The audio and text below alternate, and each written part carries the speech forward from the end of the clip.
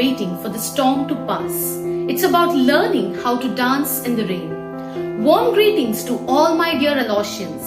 On behalf of St. Aloysius PU College, it's my pleasure and privilege to grace this orientation program together as a family of Aloysians to mark another year of teaching and learning. The motto of our institution, Lucet et Ardet, in Latin, which means shine to enkindle, refers to mind and heart. Our institution, guided by our motto, commit themselves to spread the light of knowledge and wisdom even in the most difficult times to help transform the society. COVID-19 has affected the lives of people in many ways.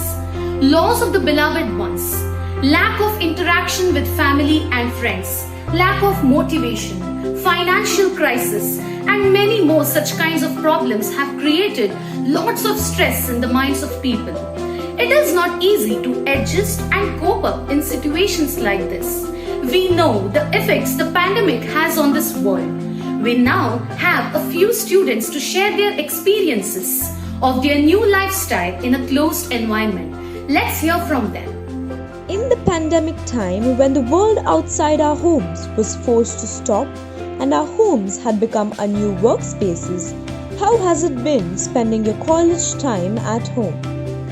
Did you ever feel alone or aloof? Hi, I'm Gautami, and I definitely wanted to spend my college time at college instead of home for all the amazing things that I missed out on. But I also explored a whole different dimension of things within my new workspace, within myself. And yes, there were days when I really wanted my friends to be around, but I also discovered a whole new circle of friends in my family, and that really kept me away from any aloofness as such. Hi everyone. So when I first came to know that classes are switching online, I was so happy that they're switching online. I thought this was going to be super easy and it's going to be great for me. But then as time passed by, it wasn't that easy and I started to feel a little low-spirited listening to classes all by yourself with nobody around. And this was the time when all of us wanted to take part in college events, make friends, have fun and all of that. And I was pretty bad at making friends online also. This was when we were by ourselves most of the time. Therefore, I got to learn a lot about myself and reflect upon myself, which was great to be honest. Overall, it wasn't such a bad time for me. This was the time when we all had to come in need to each other, to help and to sustain. Were there any instances when you have helped or received help, and how does it make you feel? The pandemic has forced every one of us to change the way we go to our everyday life. I myself felt alone, but later realized that it's not just me and decided to consider all my fellow mates as my friends and help them in the way I could. Like asking them how they feel very frequently or sending them notes.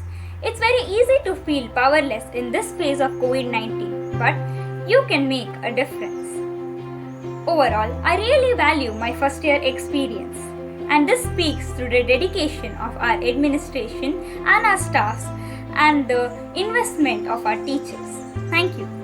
The pandemic has taken toll on all aspects of life, but surprisingly, it has also reshaped our family relation in unprecedented way.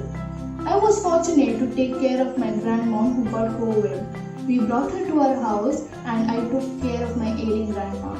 She was the one who took care of me as an infant.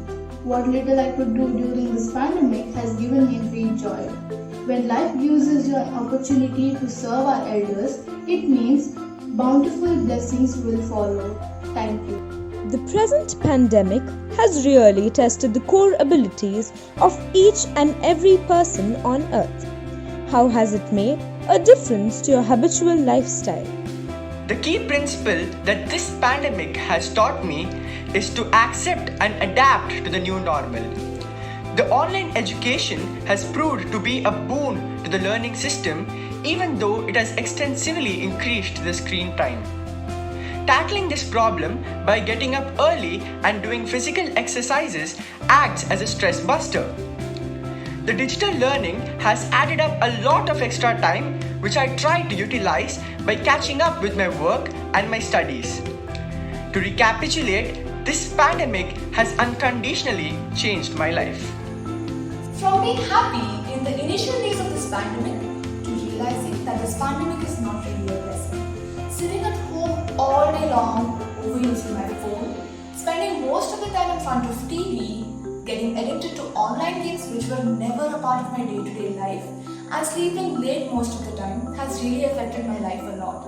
With absolutely no means of going out of the house and spending a little time with my friends has affected my social life as well.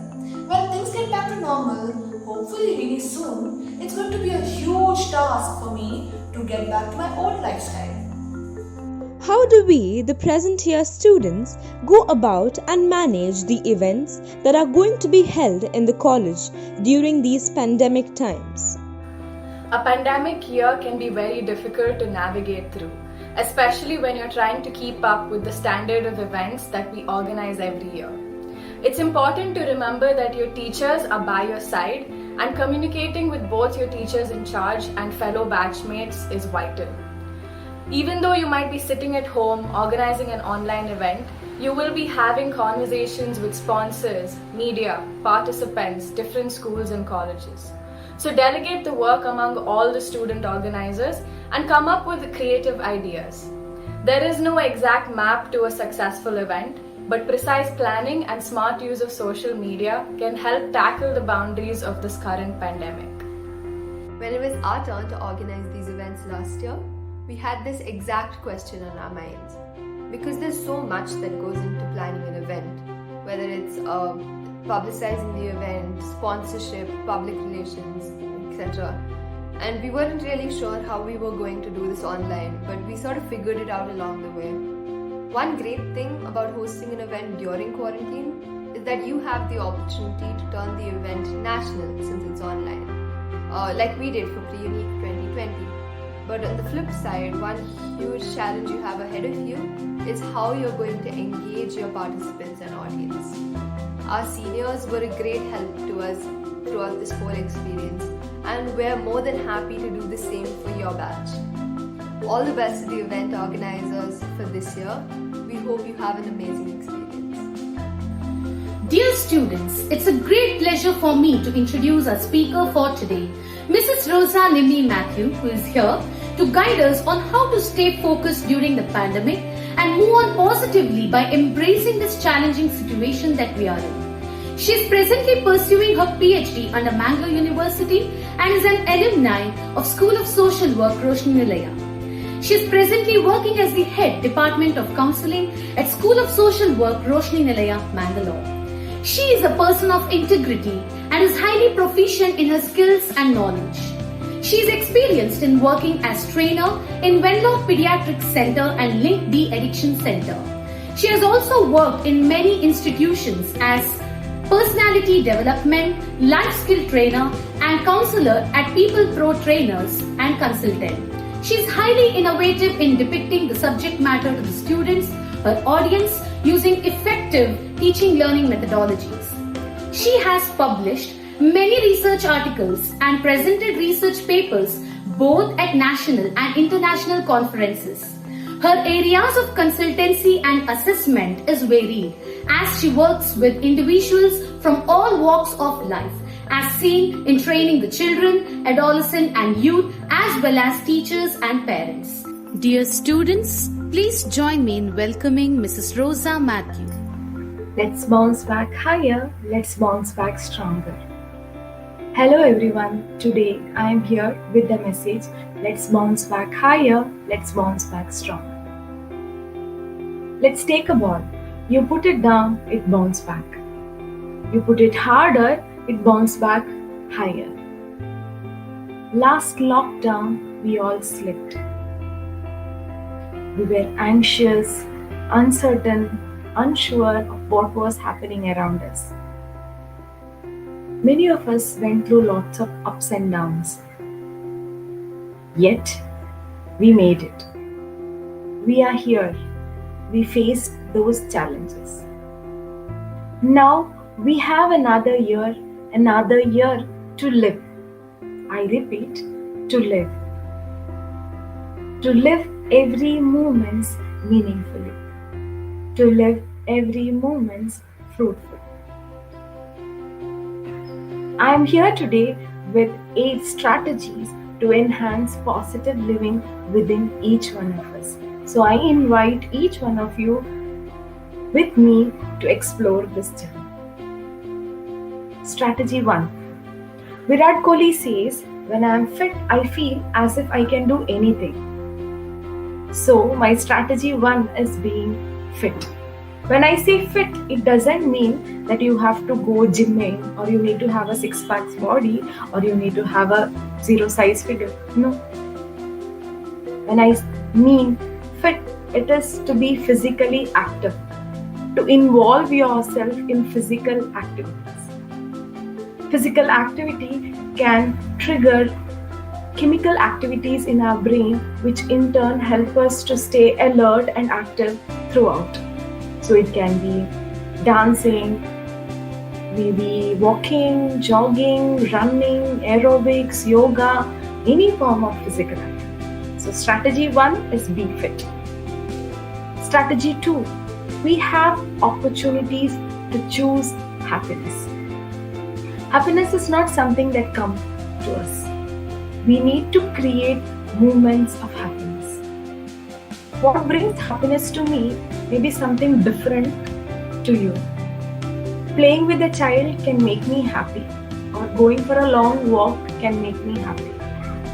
I invite each one of you to identify what activities can bring in moments of happiness. Small moments of happiness can create a chain of positivity within us, which is being scientifically proven.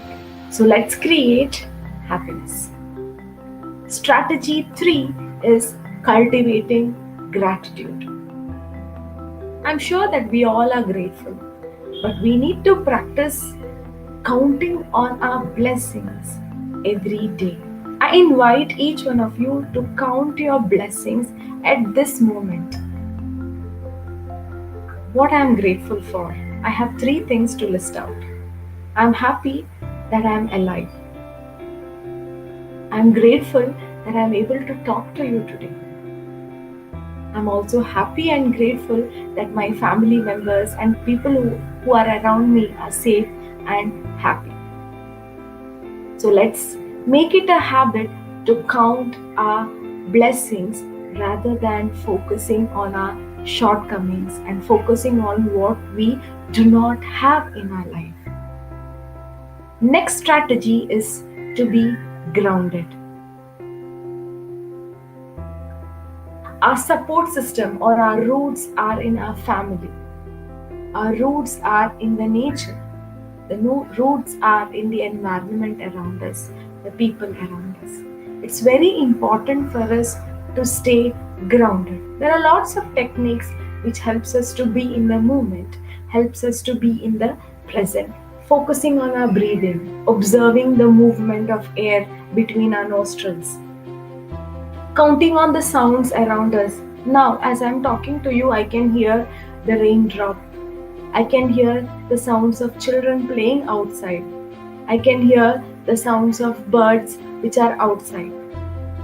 Counting on the sounds around us, feeling the objects around us, maybe a flower, a leaf, a drop of water, savoring the moments, maybe the breakfast that we have, the coffee that we drink, the shower that we take, not considering it as a mundane task but enjoying the moment, help us to be in the present rather than focusing and worrying about our future or being in the past. So I invite each one of you to practice being grounded.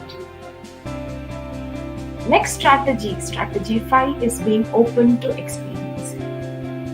I agree that we are all confined to 4 walls, less opportunity to go outside. But the internet has brought the entire world inside our house. We have opportunity to explore, learn, and also enhance our skill. I'm sure that you have opportunities from your college, opportunities from the society to showcase your talent, to enhance your skills, to enhance your knowledge. So let's take this year as an opportunity to learn more, to equip ourselves more with skills and also use the opportunity to showcase or display our talents. Let the world know who we are. Strategy 6 is social engagement or staying connected. When I say staying connected, it's not about sending a like or sharing a video or a post or a message, maybe in Instagram, Facebook, or any form of social platform. No.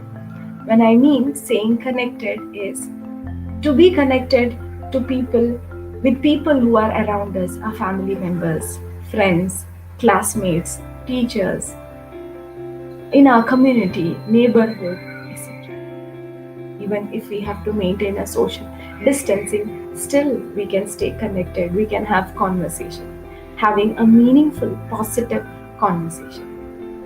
Let's take this opportunity to build relationship, to maintain relationship, and also strengthen meaningful, healthy relationship. Next strategy is language. What I mean is positive language. What we think is what we say, and what we speak is what we think. Every language or every word that say trigger a list of thoughts or triggers a list of emotions within us. I'm sure that we all carry a set of labels within us, or we all might have carried labels from our childhood. I invite you all to have one positive word every day in your mind. My positive word for today is hope. One positive word can trigger a set of chemical reactions in our brain, which in turn, in a long run, change how we perceive us as well as how we perceive the world around us.